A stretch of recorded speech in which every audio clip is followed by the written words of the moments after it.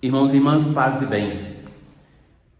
Hoje nós continuamos a ler a carta de São Paulo aos Gálatas, aonde ele tem um discurso muito forte, muito incisivo. Como temática é muito parecida à carta aos Romanos, mas Romanos é um tema mais elaborado, mais profundo, não é assim um discurso quente. E aqui então não tem aquela coerência e que Paulo manifesta-se furioso, forte contra os Gálatas.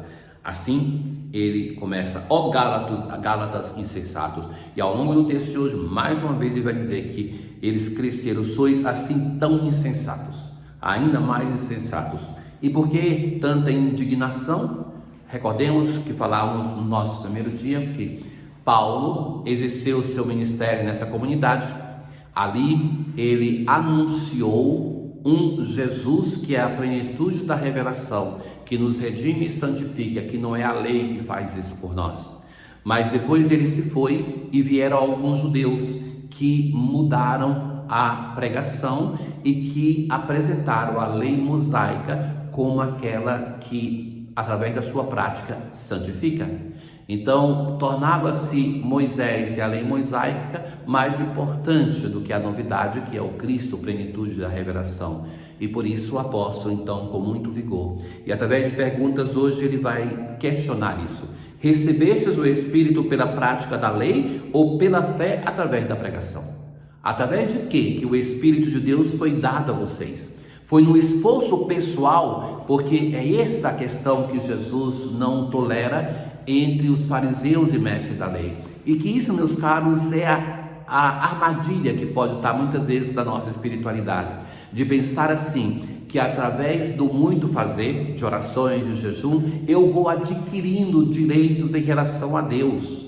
E que isso é perverso na nossa, pensar assim, destrói qualquer relação, muito mais a relação de fé, porque assim, aquilo que eu não vejo acontecer na minha vida e que quero, eu vou culpar a Deus que não me pagou aquilo que tinha, como o filho mais velho da parábola. Ou então, aquilo que eu recebo, eu vou sempre pensar que eu tinha direito, eu faço tudo certinho, como é possível que não tivesse acontecendo? Então, recebi aquilo que tenho direito.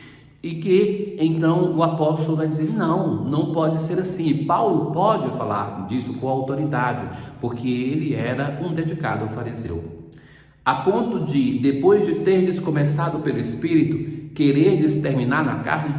O apóstolo é duro sobre isso, porque ele vai falar que a lei mosaica representa a carne, é o esforço humano, mas que é através da pregação que se recebe o Espírito, e que isso é puro dom e gratuidade.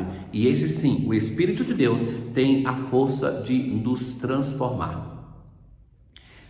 A ponto de depois: foi acaso em vão que sofrestes tanto? Se é que foi mesmo em vão? Aquele que vos dá generosamente o Espírito e realiza milagres em vós, faz isso porque praticais a lei ou porque crestes? Qual é a obra que Deus faz na nossa vida? É a fé nele ou é a prática exterior da lei mosaica? Através da pregação.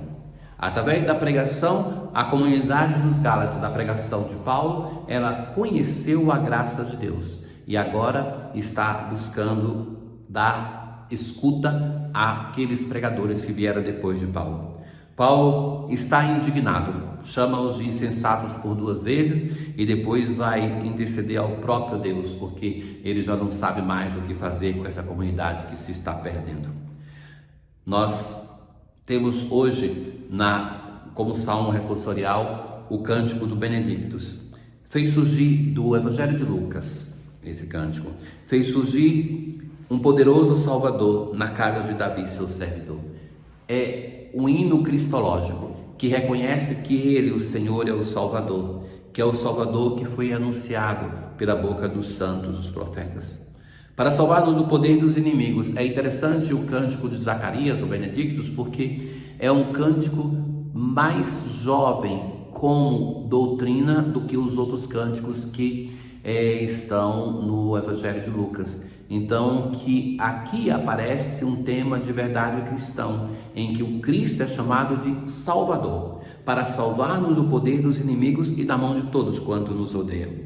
A Ele nós sirvamos sem temor, em santidade e justiça diante dEle. Na aclamação ao Evangelho, abrimos ao Senhor o coração para ouvirmos a palavra de Jesus. Jesus continua hoje com o tema da oração e vai dizer assim: se um de vós tiver um amigo e for procurá-lo à meia-noite e disser: amigo, empresta-me 3 pães, e lá de dentro o amigo gritar: não me incomodes, já tranquei a porta e meus filhos e eu já estamos deitados.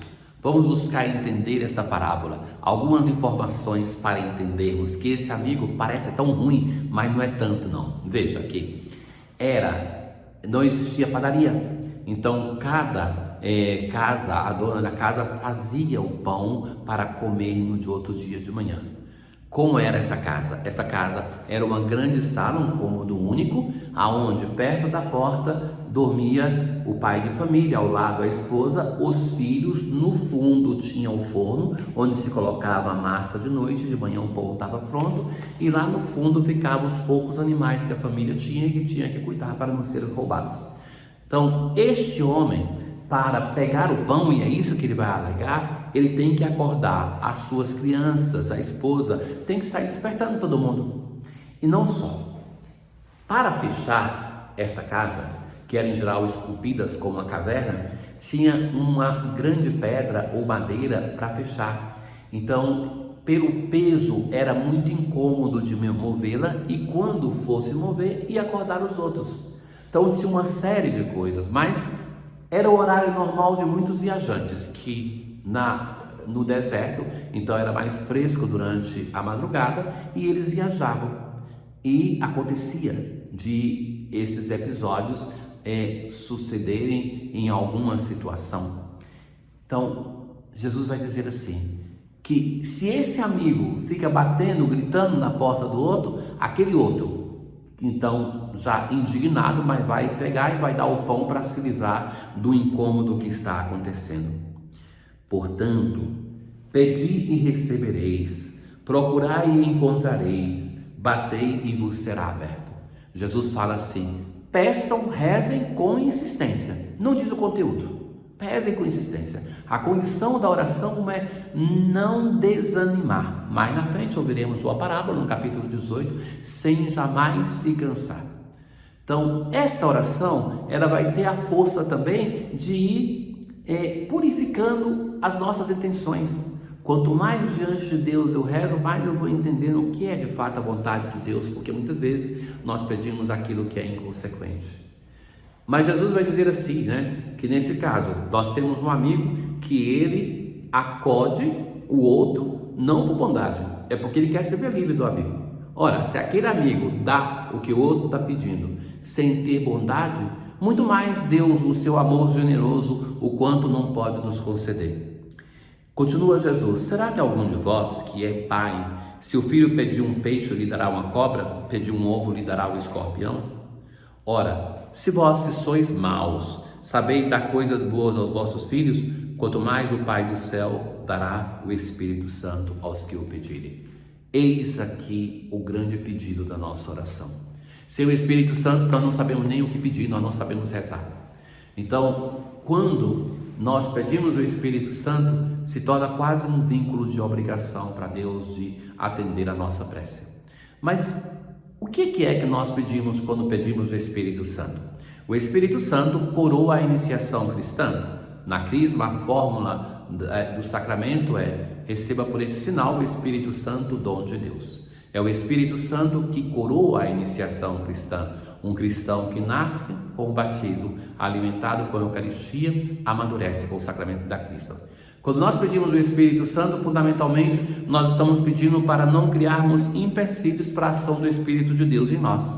Nós queremos nos abrir para que Ele possa agir. E é esse o sentido verdadeiro do pedido para que o Espírito Santo venha a nós. Ó Deus Todo-Poderoso e Eterno, que nos concedeis no vosso imenso amor de Pai, mais do que merecemos e pedimos, derramai sobre nós a vossa misericórdia, perdoando o que nos pesa na consciência e dando-nos mais do que ousamos pedir. Tenham todos um bom dia. O Senhor esteja convosco, Ele está no meio de nós. Abençoe-vos o Deus Todo-Poderoso, o Pai, o Filho e o Espírito Santo. Paz.